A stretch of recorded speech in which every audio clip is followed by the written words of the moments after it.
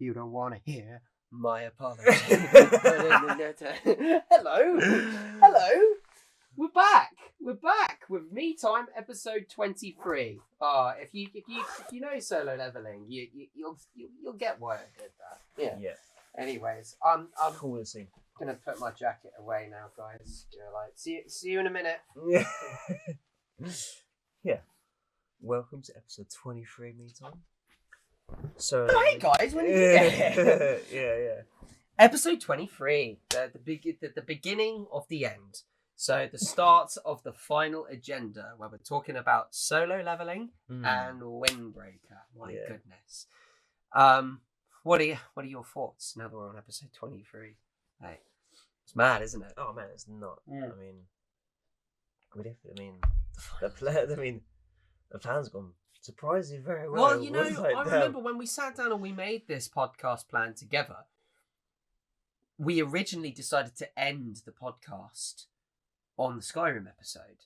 And it wasn't until we solo leveling started really picking up that you came back and you were quite like 50-50 about it. You're like, oh, should we do a solo leveling agenda? Should we? I don't know. Will we ever make it to that part of the podcast? But when we started episode 1, 2, and 3, you then were quite insistent, like, no, please, can we do it? Like, let's do it. And we didn't think we would make it this far, realistically. No. But here we are now, finally, at the episodes that I know you have been dying to get into. Every episode that we go past with the art ones and the movie ones, I know. Every time I meet this man, like we went for a run, he just goes, so when we get to the solo leveling episodes, like, we're not there yet. Yeah. Be patient, goddammit. But now we are. So, as promised, I will give a spoiler warning for those of you that want to watch these episodes, which I highly recommend. Definitely. But today's episode is very aptly titled From Level 0 to Level Hero. Because we are going to unpack... Sort of. Oh, sort of. We're going to... But that's still what I kind of want to get into. We are going to unpack the journey of the protagonists of the animes in question. Jinwoo of Solo Leveling and Sakura of Windbreaker. Yeah. So to briefly give a summary, a non-spoiler summary, Jinwoo is a hunter in the world in Tokyo, where everyone gets given powers basically, but the concept is when you get powers, you don't get any better at them. Jinwoo goes into this dungeon because loads of these dungeons start appearing everywhere in this world, and he sacrifices himself when the dungeon becomes almost too strong for them to defeat. And naturally, that's where the premise of the series begins, when he starts getting more powerful after that incident. That's a non-spoiler summary, and it gets really cool.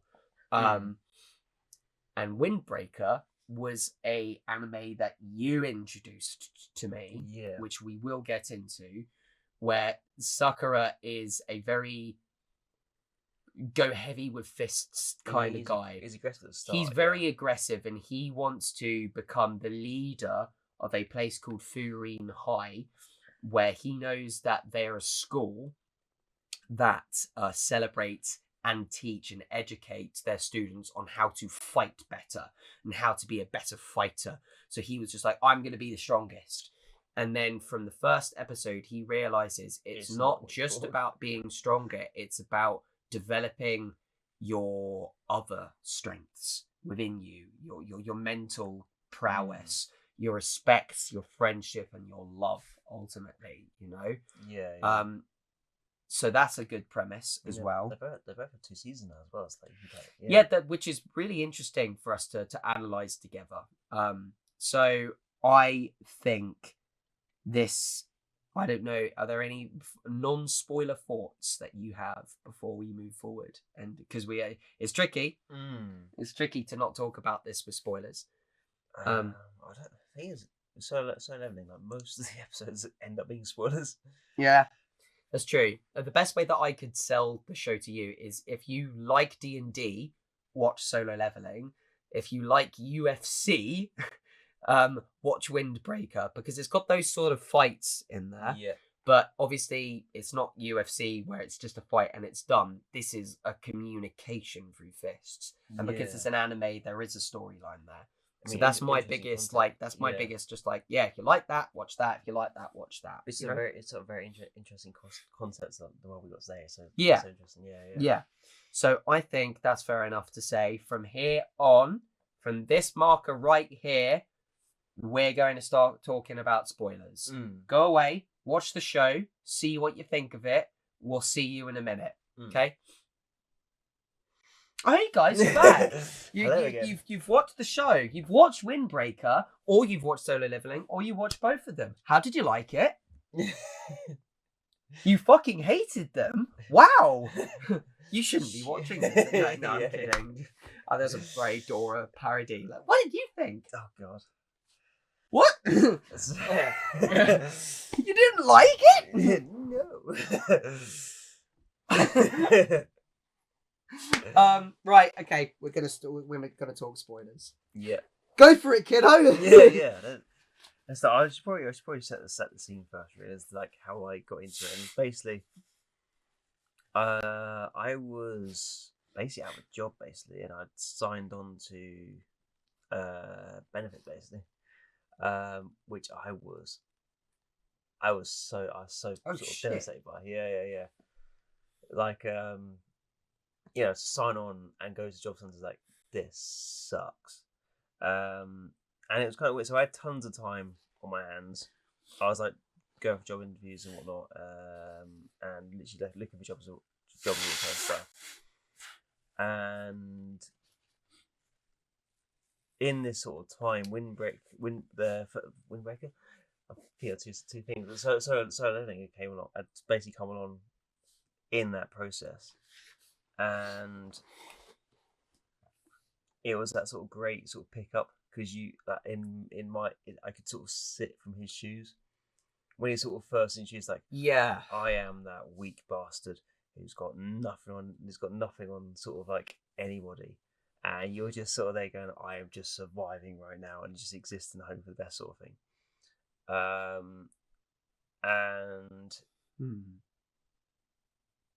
I mean, I remember the first episode being, oh God, that was heavy but fair.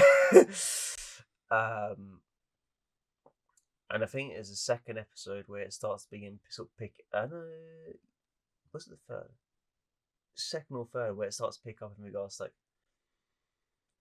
he's been given the system sort of thing, and the system very much tells him he's in bad shape. Like, he's very weak, and he very much knows it. He's like, oh God, okay.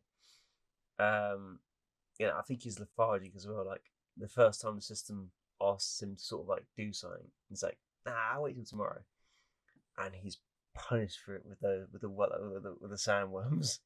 Yeah. And he's like, oh my God, what? I wonder now. Sorry to interject. Because I wonder if he didn't do that and went to the sandworms, he'd probably be able to defeat the sandworms now. Oh yeah, he does go back in the end episode. Oh yeah. Yeah. Sorry, carry on.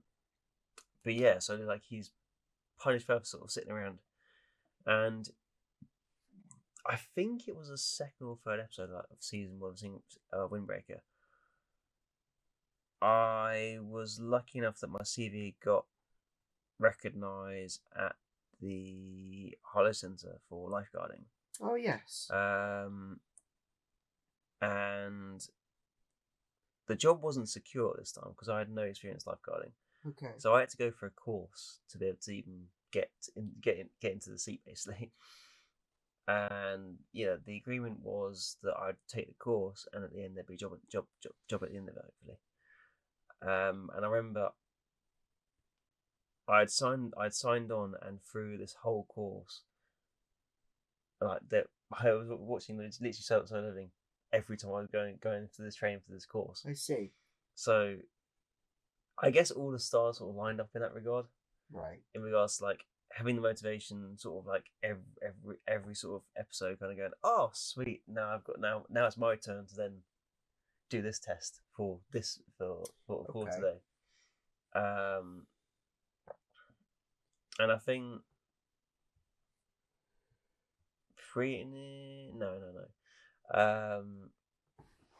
so I was kind of in parallel with Jin for quite a while, which is kind of bizarre. But it was such a sort of a great series in regards like you're rock bottom, but you can change it. Yeah. And there was lots of physical sort of attributes that you had to then bring into lifeguard. Like you'd have to do a certain amount of lengths. You had to swim a certain amount.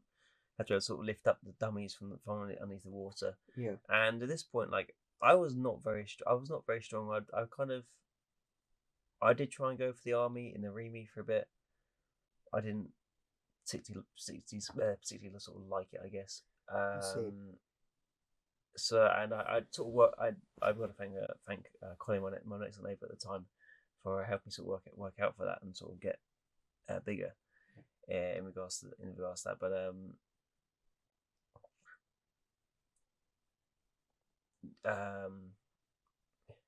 so like I wasn't really in the best sort of physical conditions to be able to do the job. So every time sort of Jin is pushing on the series, I am now pushing as well.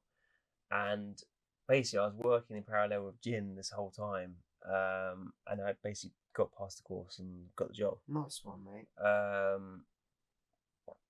But it didn't stop after that. It's interesting. Like the job itself, like it's sort of seen as to be sort of very sort of docile, and yeah, to a degree it is. Without doubt, like you are sitting on a chair. Like, there's no denying that. But every month you get like a fitness test, and you have to make sure you could pass that fitness test. Oh, really? Otherwise, you wouldn't be sitting. Otherwise, you wouldn't be sitting on the seat for a month until you pass it again. I see. So you're kind of, you've got to make sure you're fit and ready. You've got to be able to make sure that you're focused to respond. Yes. And then you can just hit it as soon as you need to respond, sort of thing. I sort of 2 calls at a time. I won't go into details on, but both those times, like trying to sort of focus up and try to work out what's going on. I was like, oh boy. But I guess I kind of really was sort of like dive into sort of Jin's mindset and his evolution, because it's quite an interesting evolution. This. Yeah, because he starts so low and he's very aware. Like the first episode, he's introduced sort of like really sort of sticky sort of weak in a way. Like everyone in the group kind of takes the mick, but he's kind of got to a stage where like it kind of brushes off of him. Yeah. Like I was like, oh, it's the weakest of all mankind. I was like, yep, that's me. I know that's me. I'm gonna still try anyway. Yeah. There's one old man that sort of not sort of sees the potential, but sort of admires him for what he does. He sort of pushes. He sort of admires Jin because he is weak, and encourages him to push even though he is weak, sort of thing. Which is awesome. And then it finally gets to the push comes to shove in that dungeon, and even the old man has to leave. Yeah. The one bloke who gave him hope through the whole dungeon, and he is there going, I've got to go. I can't stay. And his friend healer, I can't remember her name. Oh yeah. Because Jin had taken so many hits, she could then not form any sort of help. Yeah. And then she almost went insane, didn't she? Because it was just such an awful thing was happening. Everyone was dying around them. She was not used to that, and she felt powerless against this massive threat. And it didn't drive her insane, but it really got to her. She was shell shocked. I think it's the best way to say it. So she needed to get out of there. They all did. Like, but why did Jinwoo stay? Why did he? Is it the feeling of the lack of purpose that he held, or was it his motivation to finally have purpose? I think it was a lack of purpose. I personally, like, I'm insignificant, so if someone has to hold them off, it's me. Yeah, that was sort of his rationale. Is like, there's no loss to losing me, sort of thing. At least these guys can survive and still sort of solve the problems that need to be solved. Yeah. Jin has given up at this point, and he knows it. And even the dungeon itself, like the first dungeon we ever encounter, isn't even. You gotta challenge all these mini bosses. The first dungeon that he crosses is like mind games rather than, hit this thing and it will go down. And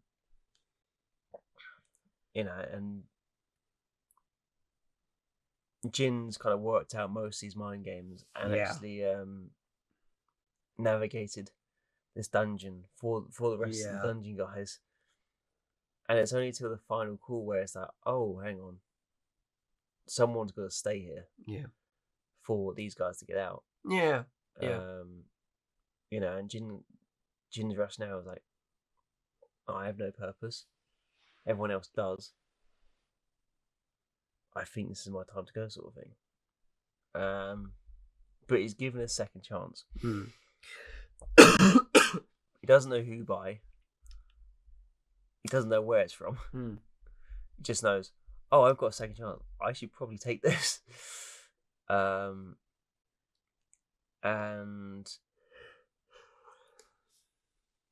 I think it's interesting where he kind of solos his first dungeon, and he knows damn well he ain't ready for it. He's recovered from hospital. He's seriously unfamiliar with the system, and he goes in there not because. I think he goes in there because of desperation at this point. It's like, if there's a chance, I've got to go in there. Yeah. And it's the first time where it's only small little bosses like goblins that had given him issues in the past. Yeah. And dogs that he'd never encountered before. Yeah. And it was the first goblins that he took out as going, oh, hang on. I've improved. I don't know how I've improved, but I've done something. Yeah. And then he takes out the wolf. And the wolf is the first time where he's there going, oh boy, I've got some power to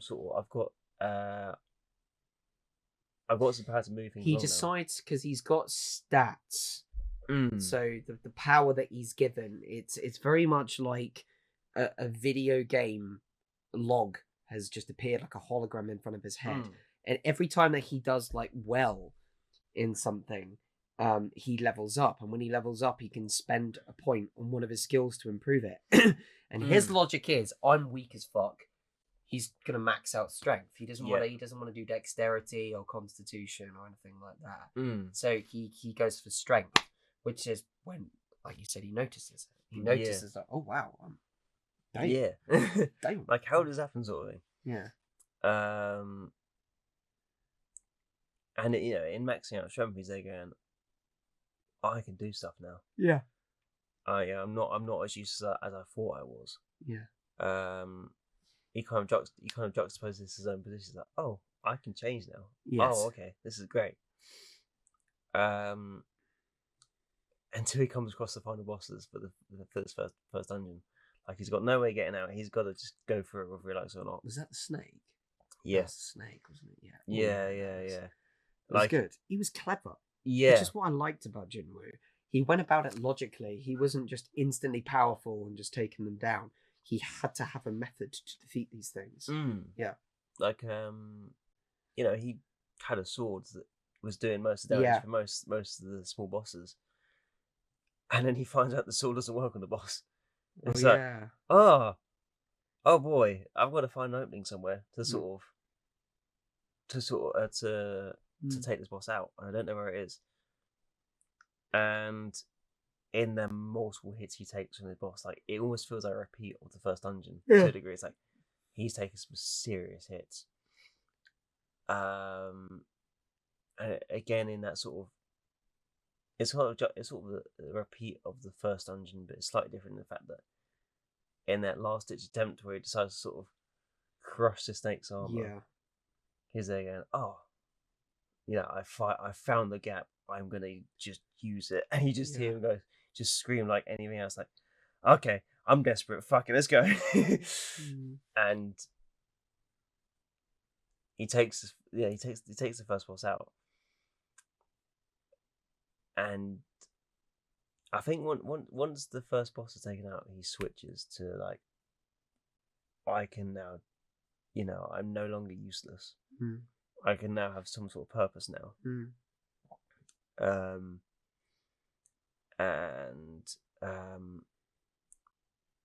It was sort of at that point where it's like, okay, I can, if I can improve and get better, then I need to learn from other people. Is this when he goes to the other dungeon? Right. Yes. So this is a turning point for me.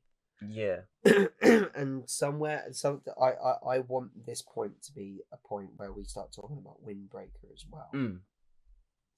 Because Jinwoo, he's a sweet boy. He's got no power, and I appreciate you being open as well about that. He's got nothing, but yet, through the spite of the world throwing everything it had at him and almost killing him, Jinwoo was given a second chance, and he took that second chance and he went with it. It's almost like he listened to the world. Like, you don't give up, you do the work, you do the time, and you will get the results that you want. And he was getting that. I'll share as well, the time that I jumped onto solo leveling was around about the time where I started getting back into D&D. It was, so the whole foundation of the start of the Lost Omens was when I was watching that. I was out of a job again, me too, for different reasons though. It was really unfortunate circumstances. It just got too much and I needed to take some time out. I won't go into it too much, but I learned a lot of time as well. And I watched a lot of movies, but other than that, I was just job hunting and doing loads of other stuff as well. And then I found, obviously, I went back to my pub part-time. But in the moments that I had sometimes alone, I went and I watched a new anime, Solo Leveling, because it looked good, and I heard so much about it online from the D&D fan base. And when I started thinking, like, I want to get back into my D&D with the boys, I want to start making the Lost Omens campaign. At the time, I didn't know it was going to be the Lost Omens, because the name Lost Omens didn't exist. It was just the new D&D campaign I wanted to create. So it's like, maybe this will give me some ideas. It didn't give me ideas. It didn't, but it fucking blew my mind from the first 2 episodes I watched. I was like, hey, yo, this is cool.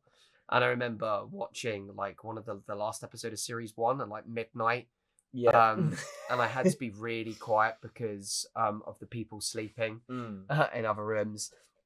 And the finale of that fight scene happened. I was like, yes. I remember because normally when I watch anime with Elliott, I'm very vocal about what I enjoy. I go, oh, that's sick. And when I was freaking out, I was like, I'm gonna replay that. Anyway, going back to this moment where Jinwoo defeats his first boss and realizes, I've got the second chance. I'm getting stronger. What do I do next? I learn from other people. Because I need to be alongside these other hunters that do this for a living. So now I can be a better hunter. And ultimately help his family. He wants to be able to support his sister. Yeah. Get her into a good school, look after her. Because of course, we don't know about his dad. We kind of get an impression in series 2. But until then, his dad doesn't exist. But his mum is in a hospital with this mystery illness that, like this magic that exudes from the dungeons. This magic illness sends people into like this coma that cannot be reversed. Yeah. And he's just like, what do I do without mum? I'm basically the parent of the house. So he goes off to the dungeon to have these pure intentions to look after other people, to use this second chance. Like, I want to learn to be a better person so I can help others. Yeah. So a really moral and good thing. Whereas Windbreaker, you have this boy, Sakura, from the get-go, he's very aggressive. He's very shouty. He's very leery. He's not really, doesn't give the impression that he's a nice guy. No. When this innocent woman is being mugged on the side of the street, he goes up to them and he beats up the muggers, and she turns around and goes, thank you very much. What does he say in response? I don't care. Yeah, I didn't do it for you. He's just like, I did it because I wanted to beat them up. I didn't want to save you. Yeah. I just wanted to beat them up and be stronger. And she's having none of it. She's just like, no, take my compliment. And he's, no, I don't want your compliment. He can't comprehend it because all he wants to do is be the strongest for himself. He only has looked out for himself, and he only will want to ever look out for himself. So he wants to go to the school to be stronger and prove to everyone, like, look how strong I am. I want to be the best. And then, I mean, his introduction is juxtaposed to Jinwoo, in the fact, like, it is. He's strong already. It's such a good juxtaposition. Like, he's strong already. Like, Jin is weak and he's strong, but it's interesting that they're sort of both weak in different ways. Yeah. Jinwoo's morals are fantastic. Yeah. Sakura's morals are weak. Yeah. Sakura's strength is fantastic. Jinwoo's strength needs work. Yeah. Yeah. I think it's interesting in regards to, like, Jin and Sakura, where, like, Jin goes to help somebody else in the second dungeon, and then keeps that sort of friend in the further episodes. Yes. But he kind of isolates after sort of getting that one mate. Like, all the other sort of hunters that he then employs, they don't know about him. Yeah. Only up until, I mean, one other knows in the second season, but as of this first season, no one knows about him. Yeah. Only one person knows about him. Yeah, he became very public in series 2. Yeah. Until then, he remained distant. Like, he's an E rank hunter, the lowest of the lowest. He was, like, stoic to the point that it sort of did him disservices to a degree. Like, oh, I can't evolve anymore because, like, I'm stuck in a social position. Yeah, but Jinwoo didn't want to be seen and heard. He accepted it that way. He knew he did. It's almost like I relate to that. Like, when you're doing well at something, you don't want people to know about it until you know you're doing really well. Whereas Sakura was just like, "Hey yo, check this out." It was like a big crowd of lads coming up trying to beat him up, and he's just like, "Everyone watch. I'm going to beat every single person up here, and it's going to be sick." So what happens? In that parallel, Jinwoo does well in what he is in this secret lifestyle. And Sakura, when he goes public, loud and proud, he suffers. Yeah. He does. Like, he does well, but he can't do it by himself, which is where Furine comes in. Yeah. And everyone's like, you can't do this without friends. Yeah. And he's just like, Yeah. I can fucking do it by myself, mate. Yeah. Whereas Jinwoo is secretive by himself and very careful and methodical with it, and he succeeds. However, Yeah. this is where the juxtaposition gets good, because when someone fights against morals, someone like Sakura that fights against morals and develops to learn to understand them, Yeah. when Jinwoo gets stronger and his morals are really good at the start, there is a defining point in the series where his morals are questioned and snapped. Yeah. Go on.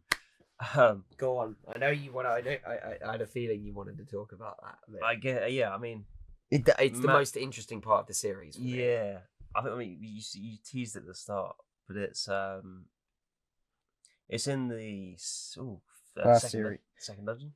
Yes. Yeah, and so he goes into this dungeon to sort of gain experience, and he goes in as a miner rather than a hunter as such, or no, he carries equipment. Sorry, Yep. and his first thought is observation rather than going into fight. Yeah, and there's this friend who he stays with for the rest of the series, basically. He's a C rank, and he's just like, stay with me, I'll protect you. And he's there just looking to these A rank hunters, being like, cool, they're very popular, they're very good hunters. They've got a lot of money to their name, a lot of artifacts to their name. Yeah. Cool. And then he realizes why that's the case. Yeah. Like the money doesn't add up. Yeah, it doesn't add up because they're not good hunters. Because they are in fact criminals. Yeah. Which is screwed. What happens is the dungeon stays in the dungeon. Exactly. And I think they do basically try to kill to unalive Jinwoo and his friend. Take all of their artifacts, take all of their loot, get all of the loot of the dungeon, and keep it to themselves. I mean, they're clever about it too. Is that? Oh, they are, because they're like, they died. We couldn't save them. Yeah. We leave it to the boss, so like he'll kill them, and then but then the boss doesn't. Yeah. And it's the first time Jin's openly sort of shown his powers off. And this. Yeah, but they didn't see that. No. They didn't see this. Only the friend did. The friend sort of like, yo, what? Yeah. Hang on, are you faking your rank? Oh, hang on, you could be a psychopath. Oh my god, what's going on? Yeah. And the spider goes down, and like I said, the spider goes down. Like the spider was still challenged. Like as much as he'd leveled up, there was still some issues going on. But he basically takes the spider out, and he's sort of very relaxed around. Is it Jinwoo? Is that correct? I think so. Yeah, something along those lines. I could have put the pronunciation completely wrong. Yeah. And he's very sort of calm, relaxed. As like, I've done it. We're safe, sort of thing. Don't worry. But then they turn around. Yeah, and then the hunters return, and they're a little bit like, how? How has this happened? Our plan's not worked, and their immediate thought process is, oh, these are still weak hunters. We can still take them out. Jinwoo's morals at that point in time had been questioned once before. Yeah. When someone he held in such high regard the fuck? Someone he held in such high regard abandoned him and left him for dead. And it was briefly questioned. He was just like, but he's a good man. He wouldn't really do that. And then he ran away, and he was just like, oh, he did. Yeah. He's just like, it's okay though, because I'm so committed to dying. But in this moment, when they attacked him, again, he went on the same principle of just like, yeah, they're they're bastards, but they wouldn't kill him. They wouldn't kill me. Yeah. And he's prepared to die until the person or thing that gave him a second chance turned around and goes, "Nuh-uh. Yeah. Get back up, kill them first." Yeah. And he's like, whoa. He's not given a choice. No. And he's just like, this is testing. I don't want to. But then he realized, if I don't, this thing is telling me they're not going to back down. They are going to kill us. He is given almost that omniscient vision. Yeah. This knowing that there isn't this whole concept of human hope that we have. Someone has redemption. He's literally told by a higher power, these guys are bad. No matter what you say or do, you cannot convince them to not kill you. They're gonna do it. And that's when Jinwoo, within this blessing of knowledge, this really wise boy with all of these morals, is given this such a dark lens, hence the name of the song. Yeah. He realizes that no, the world isn't as pure and as lovely as I thought it would be. These people that I respect and love, they could be a really bad person. And he goes, fine, to become stronger, to become a better hunter, I clearly need to do things. I need to do things that I don't. The previous Jinwoo, the weaker version of Jinwoo, didn't want to do. But that is so dark, really dark. He basically accepts, I'm gonna become a killer. I'm like, wow, that's mad. And obviously, for the rest of the episode, he does. He dispatches the criminals. He unalives them all. But in doing so, he saves his own life. He saves his friend's life, and he exits the dungeon. And he gets stronger because of it. And I'm pretty sure after that, that's where he gets he goes to another dungeon. He gets to a mystery dungeon, and he gets the mystery key to the hell dimension. Yeah. And that's when basically the game system rewards him and goes just here you go. Yeah. For living and killing these people, I'm going to give you a chance at helping your mum. Almost negative reinforcement in a way. Good, well done. You're a murderer. Have a reward. Yeah. And I was like, are we seeing a hero go down a villainous arc? Are we getting an anti-hero here? Are we getting an anti-villain? What's going on with this pure boy? The stronger that he got, the more that he pursued, the more dungeons that he did, the darker he became. Yeah. The more accepting of death and consequence. He became very cold, very monotonous, very stale and emotionless. Because that's what he was being turned into. The perfect hunter, the perfect killer. Which is dark. Yeah. Very dark. No one properly notices it till about season 2, I don't think. No. His sister sort of briefly touched something and you're different. You okay? You're not as Are you okay? Jovial. You don't want to hear. Yeah. I'll take that as a maybe. Yeah. But he's sort of stuck in his mind. And in the difference that Sakura has, where I think Sakura's probably gone through all this already. That's the way I read it. Does it? Yeah, because Sakura was you get little strands of his backstory that he was always abandoned, pushed aside. He wanted to be involved with everything, but then he realized no, everyone is awful. I've got to help myself here. I've got to learn and look after myself and constantly look out for oneself. Yeah. It's not possible for people to be nice because the world is awful, basically. Yeah. But then he gets thrown into Furin, which is, for a while, from what he's heard of, Furin is a very violent place full of a lot of awful, nasty people, and he's just perfect. Yeah. But then he goes to Furin and he's just why is everyone so nice? It's so irritating. Yeah. Everyone is lovely.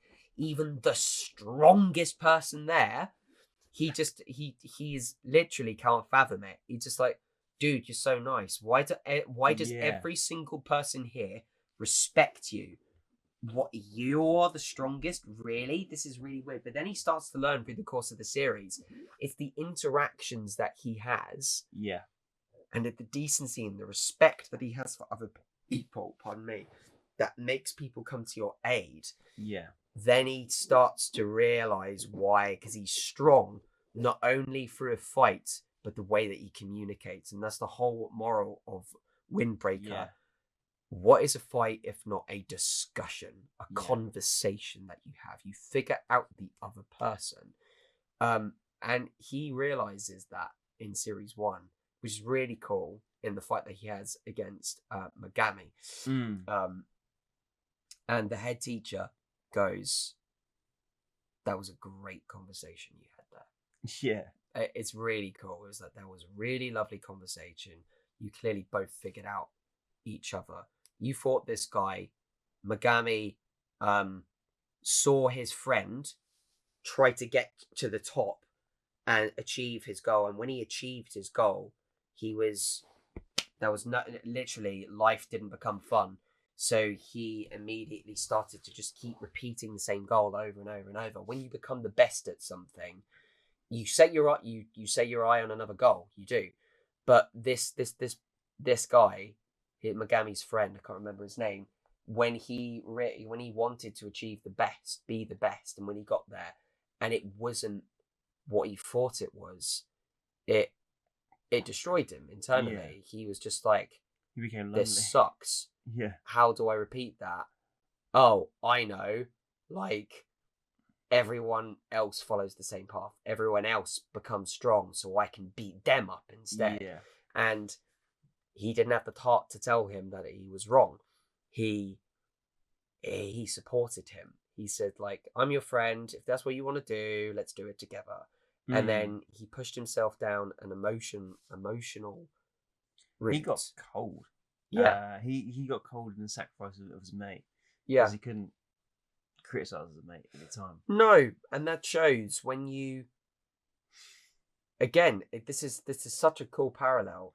When you try to become the strongest, physically become the strongest and become the strongest, and you can't get any higher, what do you do then?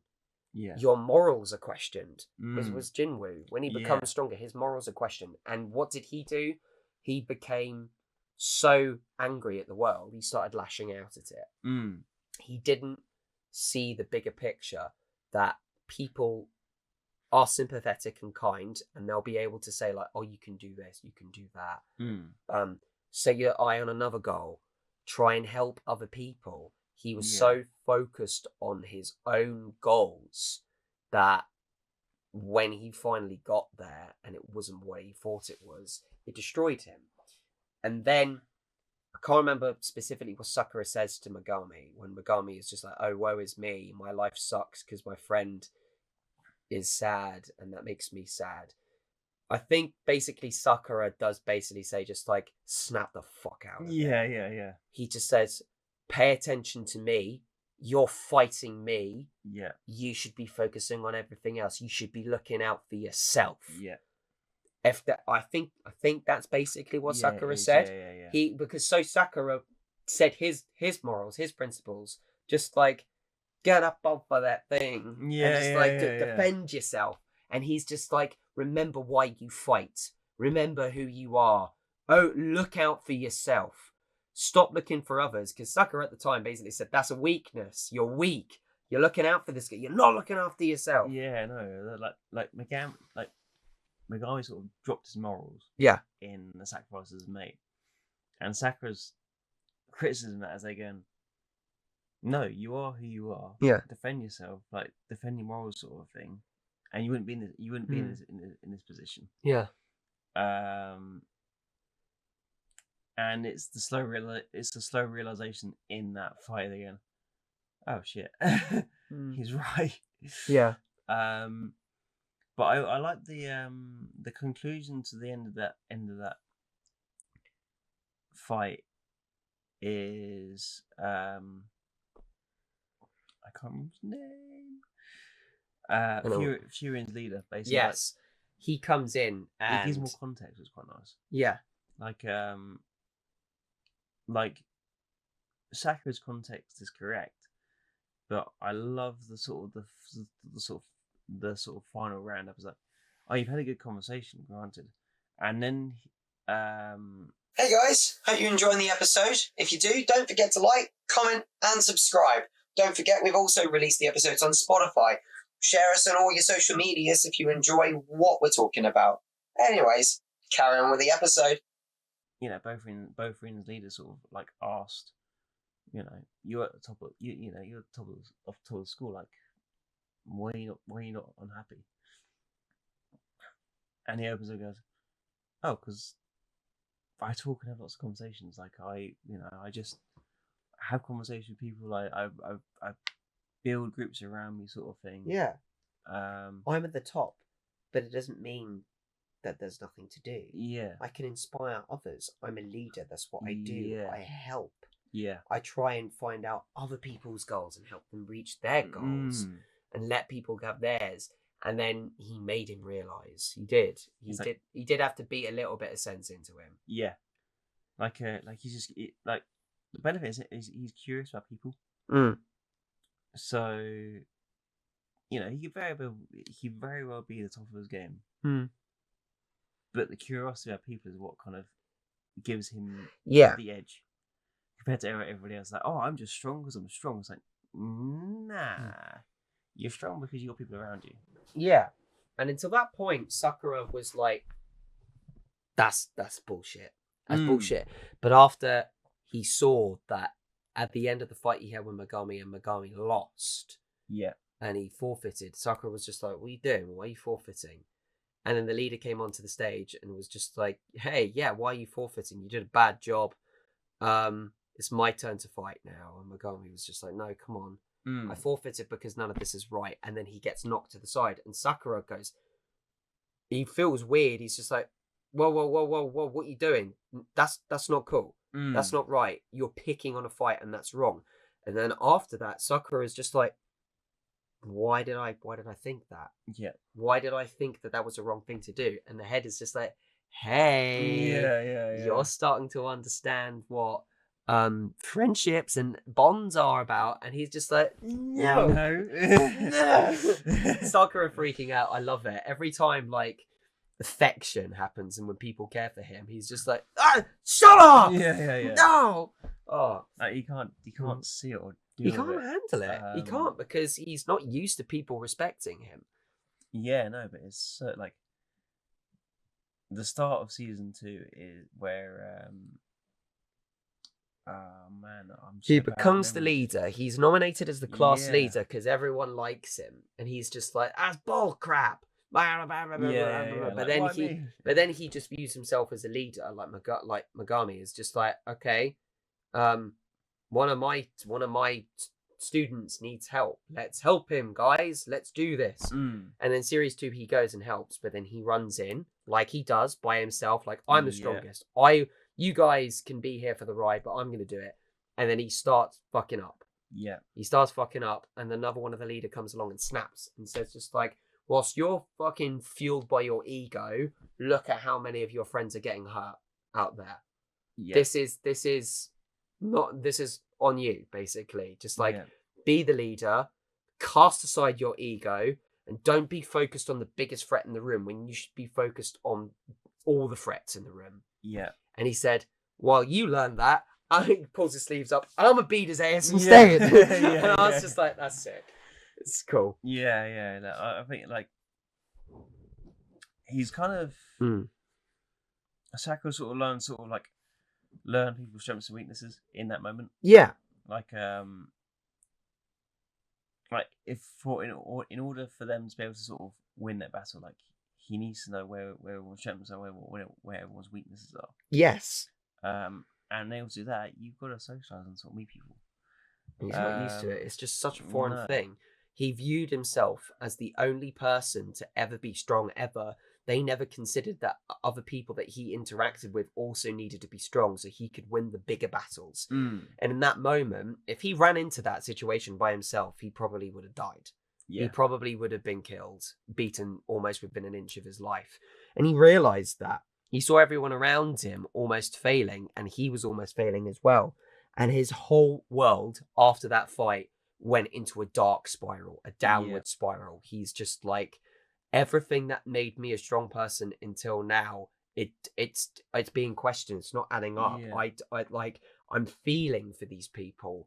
Why am I feeling for these people? Why do I need them? I don't need them, but I need them. And his body suffered. He became ill. It was just such a fucking question of his morals that his body literally rejected it.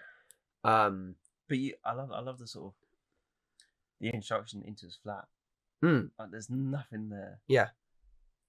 There's like literally like two hangers for his clothes. He even on the floor. He deliberately isolates himself. Yeah. And his friends both walk in. It's like, oh wow, now I understand where his philosophies come from.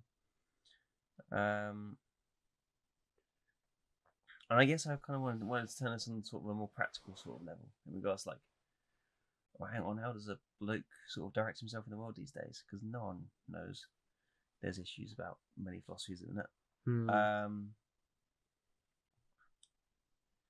I guess there's sort of two things I'd say in regards to, not that I want to round out, but more things that sort of bounce off as such. But you're how am I phrasing it? I've been saying it most of the weeks. Your first competition is yourself before it's someone else. Yeah. And you're only as strong as people around you. Like, you could be as physically capable as you want to be, but there will still be someone who's bigger and stronger than you that you're going to need help with. Always. So, like, enable for a bloke to walk through this world, then he's still gonna have issues, granted, but able to kind of get through easy, you need to be able to sort of communicate well, respect others. That doesn't mean sort of view everyone's, that's got the sun running out their arse sort of thing. Like, if people are sort of questionable, question them. And also sort of learn to sort of communicate and have empathy. I'm sort of having conversations with, like, other people that I walk into in like sort of social settings. There's sort of lots of people who kind of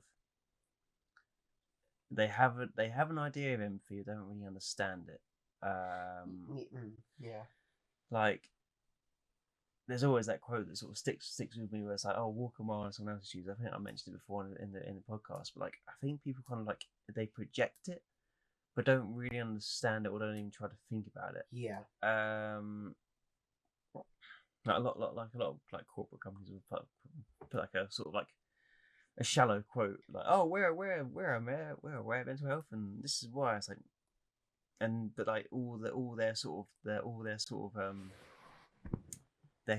cures, the wrong word to use, is all like sort of shallow and doesn't actually deal with the problem itself. Applies to everyone, doesn't it? Yeah. It does.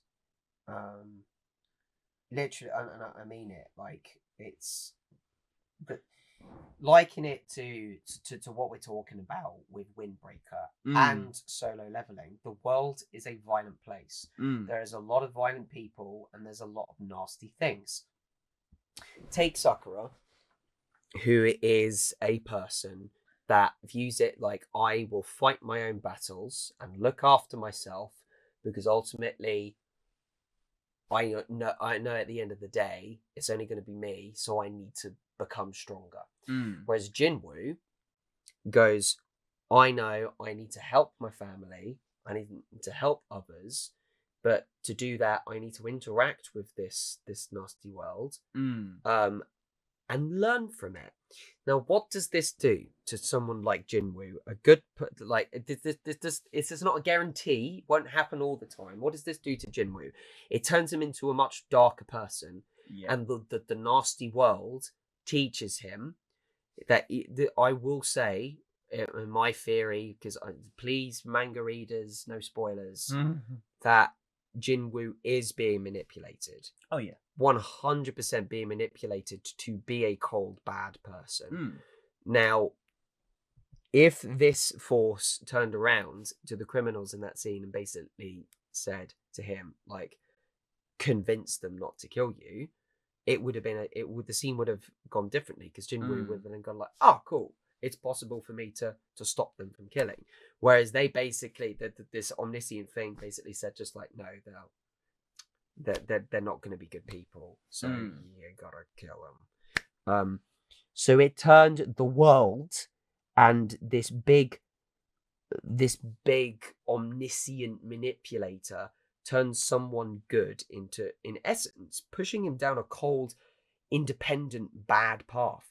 And when this closeted, quiet, shy Jinwoo finally became the S-class rank public hero, by then he had literally an army of the undead behind him. Yeah. He'd killed like the equivalent of fucking the Satan.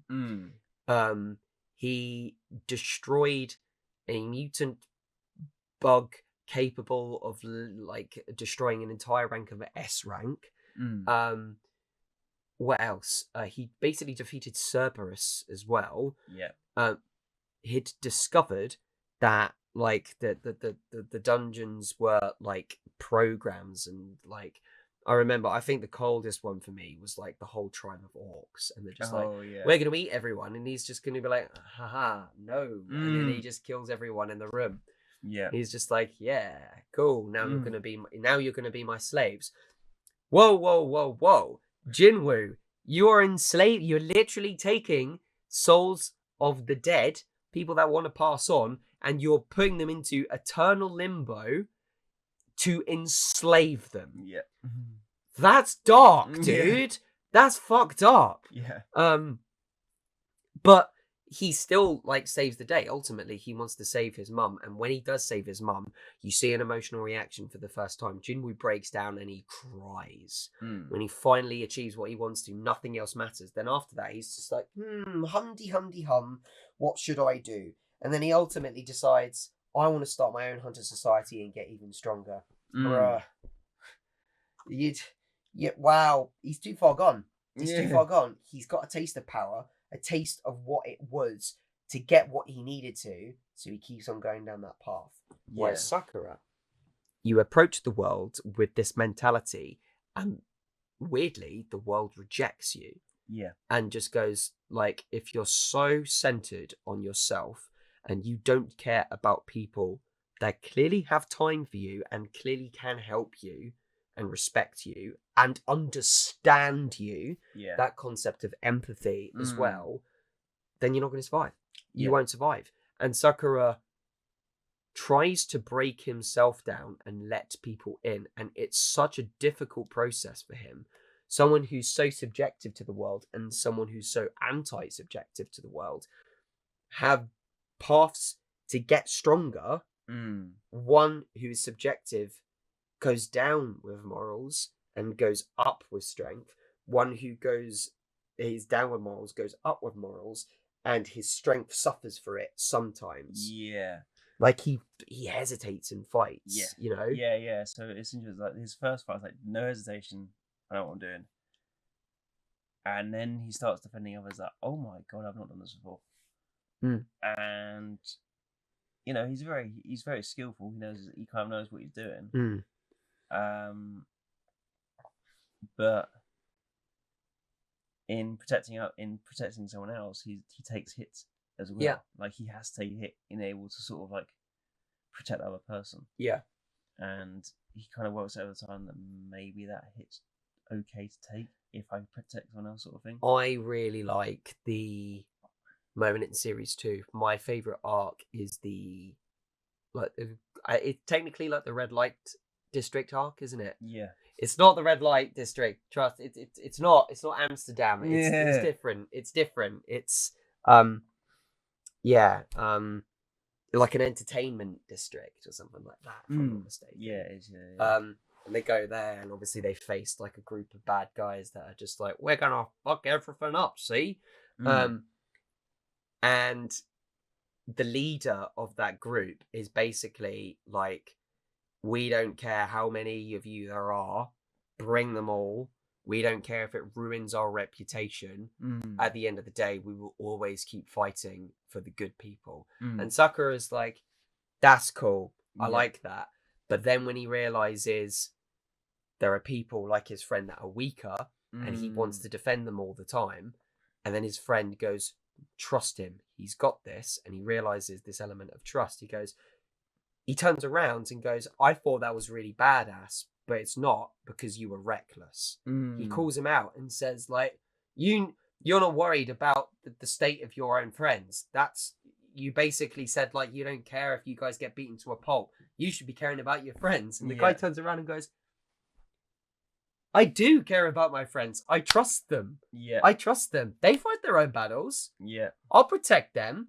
But in the moment that I don't protect them, I know they can handle themselves. That's cool. Yeah. And then Sakura's just like, I can't get anything right. Yeah, I love it. It's like, yeah.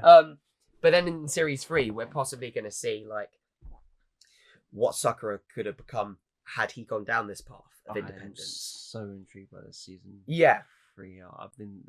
This will definitely be like in the works. I'm pretty sure, but the season 3 arc for Windbreaker is so intriguing.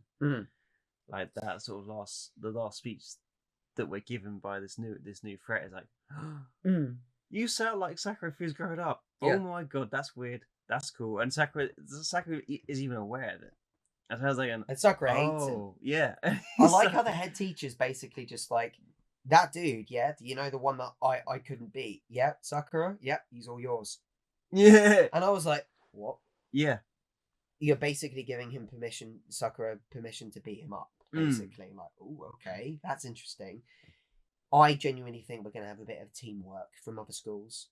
Where you get the schools and like the groups that Furine have interacted with, that just like, you're cool. We're cool now, G, we're cool. Yeah. They're going to come in and help them. But enough about speculation about Series 3. Despite that, Sakura is still going down this path. And his morals could come into question again. But given the way that his character is developing, it's going to be a callback to a weaker version of himself. Quite literally. A weaker version of his morals, but a stronger version of his physicality. But he chooses to go for the stronger version of his morals in the weaker form. So he'll probably get screwed up in this fight. He probably will be. Because this guy has thrown every moral away in favor of just becoming the perfect weapon, basically. Which is why I kind of liked his body was just covered with tattoos. He's literally designed himself into a weapon. Yeah. He's literally a walking weapon. Whereas Series 3 of Solo Leveling, which isn't going to come out until 2027. Yeah. Oh, that's fine. Like, the animation for Series 2 was off the fucking chain. Don't blame them. They need to take a break. Yeah. Yeah. But Jinwoo is still going to go down this dark path, and I don't know if there's going to be a moment. It was hinted at the end of Series 2, where these guys come out of nowhere and just like, let's keep an eye on this Jinwoo. It seems like he's doing very well. It's like, so we're finally getting a insight into who gave Jinwoo his powers. Yeah. So they're probably going to try and manipulate him even more. So will Jinwoo sacrifice his powers to become the good version of Jinwoo again? The one that saw hope in humanity. When he realizes what he's become, like they hypothetically turn around and say, like, you're the perfect warrior. Now you're the most powerful version of what you could be. You're going to be our slave and take over the world. And he's going to be like, what? Sacrifice my power. Now you got fuck all. Yeah. It could be something like that, you know? But it's just, like you said, it is a parallel of, like, good people trying to do good things, and the world turns that into, yes, they achieve these good things, but in the process they burn. Yeah, I think it's almost good to watch them both together at the same time, because both have their sort of, both have a good direction, but to watch them on their own, you could probably misconstrue it. Misconstrue it and get the wrong sort of the wrong message, I guess. If you were just to watch Jinwoo and then reflect that onto your own life, like stoicism only works to a degree. Oh, of course. It doesn't get you over the bridge. No. Having a group of people only works to a degree, but if you're weak yourself, you're still useless. Yep. Like having that good sort of balance between strength and being able to socialize, probably like the two main things that I just really focus on these days. Like, it's really interesting. Like we've had so many sort of like Tates and whatnot, and some sort of like big old alphas going, oh yeah, be strong and be an absolute dick. It's like, shut up, bro. No, like, but you see it reflected in real terms when you just come across blokes who are just absolute arseholes. See they again. How are you like? But it's kind of bizarre how they're sort of take what you want, give nothing back. Yeah, and they're sort of a moral is that? Yeah. Yeah. But like, but they're like they're not sort of like they're not given the talk as that it's not straightforward, and that's due to other factors, like having gone through sort of college again and sort of seen it in real terms. You're there going, okay, there's definitely some issues here. Like, language has become so simple that I guess maybe language has become so simple in sort of blokes' terms. Like, blokes struggle to describe how they're feeling. Okay. I see where you're going with this now. Yeah. Yeah, and to a degree that's okay. Like, you can't break down all the time. If you're performing a task, you can't break down. Like, if your task is you've got to do this, you can't break down on sort of stuff. But you've got to find the right people to be able to kind of go, I'm struggling, I need a hand, please help me. And you've got to be able to trust that person in the idea that they aren't going to screw you over long term. But we're kind of I can jump into something and say something now. yeah. But it's kind of interesting, like this sort of mental sort of health age. I mean, well, I won't go into it completely, but I'll touch on it. Is like we're told to speak to everybody, so everybody won't judge you. You'll be fine. It's like, no, people are gonna judge you if you like it or not. That's the reality of things. So, in able to sort of navigate the new world, you've still got to sort of test people, and then once people have kind of gone through your tests in regards to how you trust them, then you finally open up in regards to, this is where I've been and this is where I can trust you, sort of thing. And people don't get that. We get like this sort of lovely sort of like rainbow images, like, oh yeah, everyone can listen to your feelings all the time. It's like, no, not all the time. Like, there's time and a place. So, if you're dating somebody and they've kind of gone through your test, then and there is a time that you can kind of go, I am struggling, I need a hand. In my case, at the moment, I'm not dating anybody at the moment. So my, my outlet for that is going to meet up for a pint at the end of the week. And or if we don't have time, it'll be sort of a message to someone I trust, or I'll go and meet someone in person. And I do have time, and sort of I need to have this conversation. And the setup is like they're open to it. Like, you're not forcing the conversation onto me. Like, oh, I'm struggling now. I need to completely open up to you. Yeah. Like, you kind of have your normal conversation of how your week gone, and then kind of go, look, I'm also not gonna lie, I'm struggling, sort of thing. but we haven't got that at the moment, and there's a lot of outlets that are just being sort of taken also granted a bit, and the economy needs to be reined back a little bit. But you know, a bloke should be able to sort of function, empathise, you know, be able to sort of do the work, but also sort of build a group and community. Lots of blokes a minute are sort of isolating and becoming sort of cold-hearted. It's like, no, that's not the right word. From my own experience, and on behalf of others that I know are going through experience this, and I will speak also on behalf of not just men, of women as well, that you will find that when you put yourself down the path that you know will make you better. Now, I'll unpack that in just a mo, because you don't know what that path is sometimes.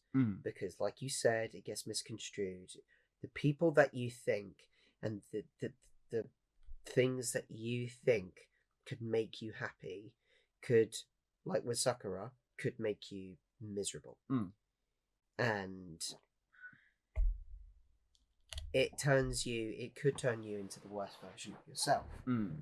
Then when you put yourself on the right path, it's not necessarily when you look at other people around you or when you look at the world around you, it's not necessarily like, how do I navigate this better?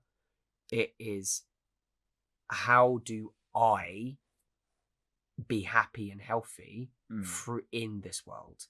There's no point in navigating yet until you feel ready to. So as soon as you feel ready, as soon as you're back up to strength, you break yourself down, like Sakura again, like you break yourself down, you let yourself suffer, and you let yourself understand that you really can't be that version of yourself anymore. Then when you walk through life, you'll notice that the people that are right for you, the ones that you trust, they stick around. They do.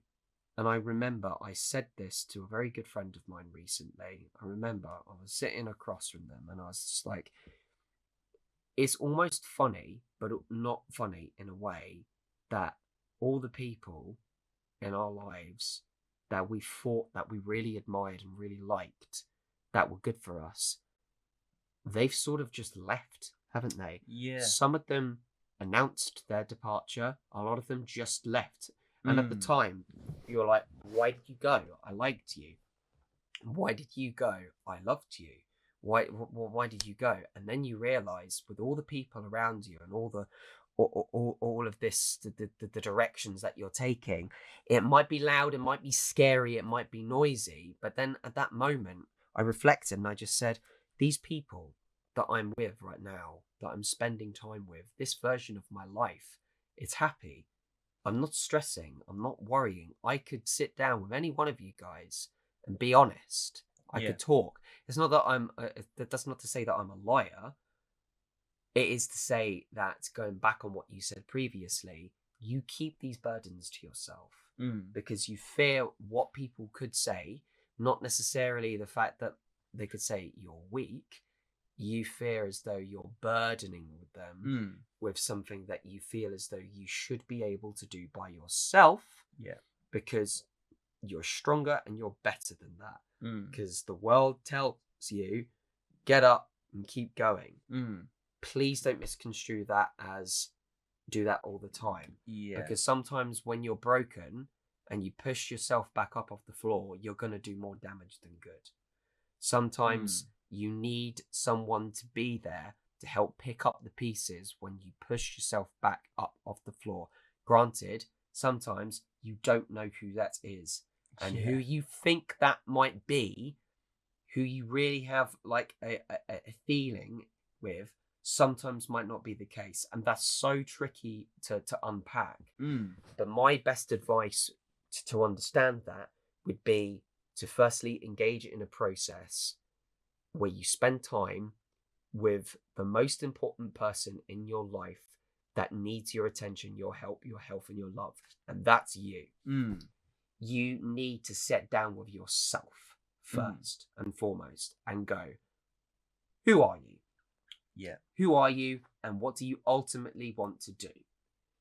You know, and the funny thing is, though, you would do that in isolation. Like, no one else can tell you what that I'm is. not Like, going to say that's an easy process. No, that no, shit no. takes some That's serious hard. guts. That's guts to sit down with yourself and talk to yourself, because it's not easy. And trust me, I'm still going through that process now, to sit down with myself and basically go, all right, G, right, what's going on? Why are you sad? I'm not. I was, but I'm not. And I'm just like, I don't know. Life kind of sucks. Yeah. And then an important person, okay, therapy comes in and helps, and then other people that have been through similar experiences turn around and just goes, you aren't sad just because. You're sad. You're sad for a reason, and it might not be what's out there. It might be within you. You know, everyone, sometimes we look for a purpose in life. We look for an answer out there. When the one place that we should be looking is within. The answer sometimes isn't out there, it's in here. Yeah. You know? And I speak on behalf of everyone. Yes, there is a lot of men in society that find it difficult to speak up and be vulnerable. But I would say that about everyone, to make it even broader, to be the best version of yourself, to find out who you need to be and find out who the people are around you that you love and you support.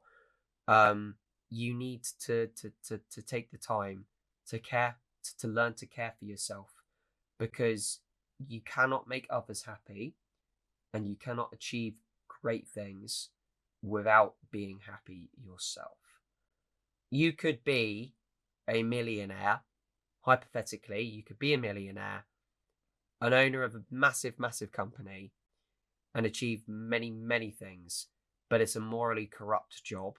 Yeah. And it's soul-sucking, and you work every day of your life. It's a corporate nightmare. You're in an office 24/7. You barely get to see your friends or your family or do any of the hobbies that you used to do. You may have succeeded, but there's nothing left. Well, you are in that core. You are the sad person, but you know, in that juxtaposition, like Jinwoo or Jinwoo and Griffith in Guts. God damn! I didn't realize that was a weirdly, ominously apt trajectory there. Yeah. Like, you know, Jinwoo's got a ton of shadows behind him of like things he's done badly, and in this, I mean, they're supporting him, and it's sort of seen as a good sort of thing. And in the same breath, Griffith has got all the bodies behind him to get to his castle, sort of thing. Like, you're talking about what's it called? Berserk. Yeah. Right. Wait. Yeah. I hate Griffith so fucking much. I hate him so fucking much. I don't think I've actually hated an anime character more than him. Oh yeah, he's I hate him. He's something else. But yeah, like achieve your goals, but don't lose yourself in the process of doing so. Like, a lot of people are going, "Oh, I want to be a millionaire," and stuff. All right, but don't be an arsehole. You know, it's like you got these big old CEOs going, "Oh yeah, no, I was a dick." I was successful because I was a dick. It's like, right. So we're gonna aim for that, are we? Awesome. Yeah. I got to the top because I made sacrifices. And what was it that Mr. Burns says in one episode of The Simpsons? Like, what is it? Love, family, religion. These are the 3 demons you must slay if you want to become a successful businessman. I'm like, that's actually really funny. Yeah. Because it's one, like, to become a hyper trillionaire billionaire, he is kind of just like, basically remove everything that could give you happiness, and you'll succeed. Like, you don't have time for any of that. But you should have time for family. You should have time for the people you love. And you should have time for the faith that you love and follow and worship as well, or your beliefs as well. That warrants your time because it's you. And yes, in this world that demands so much money to make it through and to live, to eat and to drink, we've all got to work. Yes, we've all got to work, but I've known many people that have been in circumstances like myself as well. I'm not exempt from this, where you get a job where you get loads of money, and it's probably the most money that you've ever earned, but the job makes you miserable because it completely destroys your life on the outskirts of the job. On the outside, you get no social life, and it's such a demeaning job to do. There's no reward in it other than at the end of the month, I'm just like, well, hey, great, I've got loads of money. Yeah. Great, I can pay my rent and my taxes. Great. Well, hey, whereas now I'm doing a job alongside this as well, where I'm not making much money, but the money is definitely enough to get me through, to give me food, to give me drink as well, to afford where I live as well, to get through life to that way. It's not much, but it's enough for me to live. And the important thing is it makes me happy. Again, another conversation I had with someone was just like, do you earn lots of money? No. Is it enough to get you through? Yes. Are you happy? Yes. And they said, then that's it. That's it. Yeah. That's all you need, really. Yeah, a lot of people sort of chasing things like, is the chase worth it in the grand scheme of things? Nope. Are you going to sacrifice yourself in the process? I mean, Jinwoo. Yeah, I mean, yeah, Jinwoo we see kind of go down a dark path. You know, Griffith is socially inept at that point. You know, it's like socially disabled. I hate him so fucking much. Yeah. Griffith, I hate him so much. But in parallel, in a more sort of like in a more hopeful response to like, listen, I'm not quite sure on the time of this, but like you know, Sakura's more of a clever character to sort of pursue in regards to you know, be strong, you know, go aim for goals on your own, be independent from your friends, but in that same breath also have your friends close. Yeah. You know, be strong for them when they need it. Be empathetic to them if you can. No, you know, try and be empathetic to them, and in the same breath, they'll be empathetic to you. Yes. And then kind of word of mouth to a degree. If you're doing that well, your group will get bigger, and you got more people to rely on. And you know, I would kind of go towards like blokes who like aim to sort of build a kingdom to a degree, but not a kingdom of wealth, like a kingdom of not sort of knowledge and people. Is probably what the words sort of say. In a world like this, now, I aspire to create a kingdom of creativity, inspiration, and love. That's it's my happiness. It's my source of happiness, and I just want to be able to show people that they can do the same, and they can. There's literally no limitation to the human mind to create and imagine, and it makes me happy to create these stories, and anyone else that has any ideas to create any vision of any form of art or media or story can do the same. I'm doing it now with no profit at all, and it's still making me happy, and I want that to be the foundation. Like, dreams can become reality, and they can, and it doesn't necessarily mean that you're going to be Mr. Big Business Person, or sorry, Mr. or Mrs. Big Business Person, you know, but you're happy, and as long as you're doing what makes you happy and it's not tearing your life asunder, you know,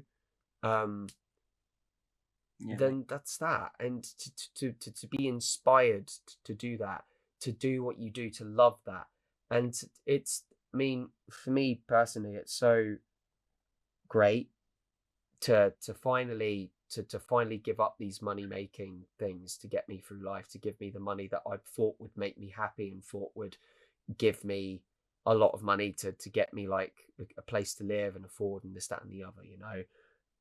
To regress back to a job that makes me happy and doing something like this to make me happy. The amount of people that have turned around and said, we can see a huge difference in you. Yeah. Literally, night and day. You seem to be so much happier. And I wear it on my sleeve, all of my interests and my hobbies and the nerdy attributes about me. Yeah, no, same. And like, it surprises me, the people around me are saying, like, we like that. Like, it's like, yes, you're a nerd. Some people are just like, oh, that's really weird, but like, you clearly have a passion for it. And other people seem to be like embracing it and just be going along for the ride as well. And I like it. It's nice. Yeah, no, for sure. I mean, I think a lot of people still sort of hide themselves. I'm definitely guilty of it. I was for sure. You know, I think I said over the last couple of months, really, I sort of become more comfortable and kind of going, you know, I'm very nerdy and that sort of stuff. And then there's people who I can kind of go, I'm nerdy. I've got a more sort of defensive side at Krav, but if I can sort of merge the two, and then that's kind of my sort of better form sort of thing. I think sort of hidden is more sort of like more rounded, I guess. Yeah. Yeah. I see. Yeah. Yeah. I think this conversation has come to a good point, I reckon. Unless there's anything else that you want to say. I think we covered a lot of ground today. No, I'm really happy. But with the title of the episode being level 0 to level hero, it can be taken the other way as well. Like you hinted at the start of the episode, from level hero to level 0, or whatever. So this will conclude episode 23, and we will carry on. Yeah. We will carry on with this discussion and tweak it in episode 24 in a little bit more of a game direction, because what got me into solo leveling was its correlations to D&D.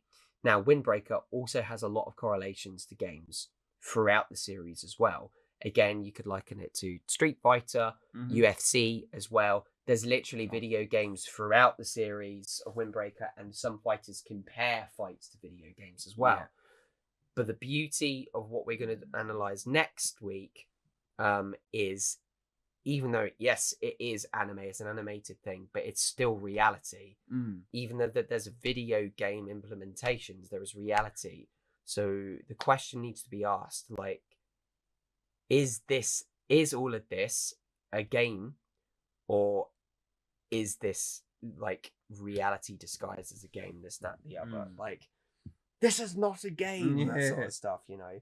So it's going to be an interesting turn. And then, I think, nothing more than that. But this is a really interesting discussion. Glad that we could cover a lot of ground with this. And I hope the wait was worth it, Elliot. Yeah, I can tell. It's lovely. Yeah. All right, we'll see you when we're looking at you in episode 24. Until then, take it easy, guys. Have a good week. See you soon. Don't forget to like, comment, and subscribe, and all that jazz. And I keep getting to do that. See ya. Oh, don't worry, because of the intervals. Oh yeah.